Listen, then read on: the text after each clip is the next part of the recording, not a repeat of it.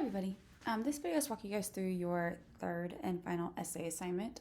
In this unit, you guys read Death of a Salesman. So what you're going to do is choose one of the major themes found in the play, write an argumentative essay discussing how that theme is portrayed through that play, using those literary elements that you know, the dramatic structure, and other aspects of this genre of drama. So there is a lot of different themes you guys could choose from. I've given you just some examples here. Things like the futility of the American dream, guilt in the past, male-dominated relationships, individualism in a capitalist society, the pitfalls of American consumerism, so on and so forth. You should make sure that, of course, that you focus your analysis on the text by analyzing the literary devices, the structure, the tone, all of the things that you guys know how to do within the genre of drama. So make sure you're really integrating that literary terminology and that scholarly language related to the genre, as well as the literary elements that you'll be analyzing.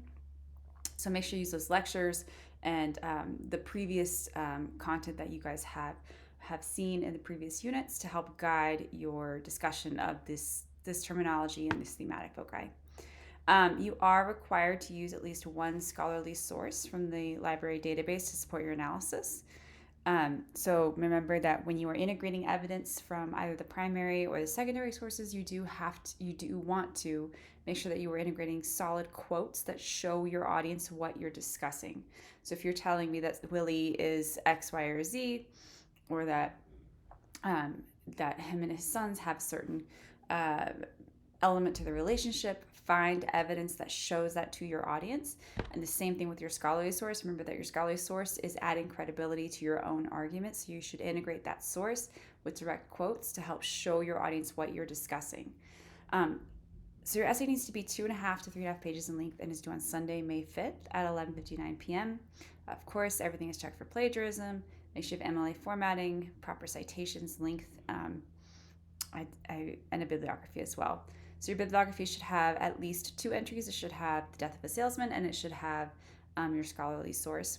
Now, this is right up to the edge of finals week, so we want to make sure that this is turned in on time as well. So there will be no opportunities for extensions for this one because your final exam will start on Monday morning, the 6th.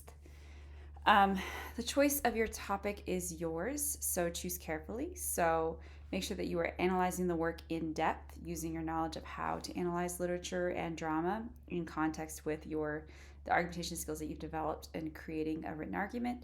You also need to make sure that, again, like you said, solid evidence from the text and good analysis around that evidence to support your claims.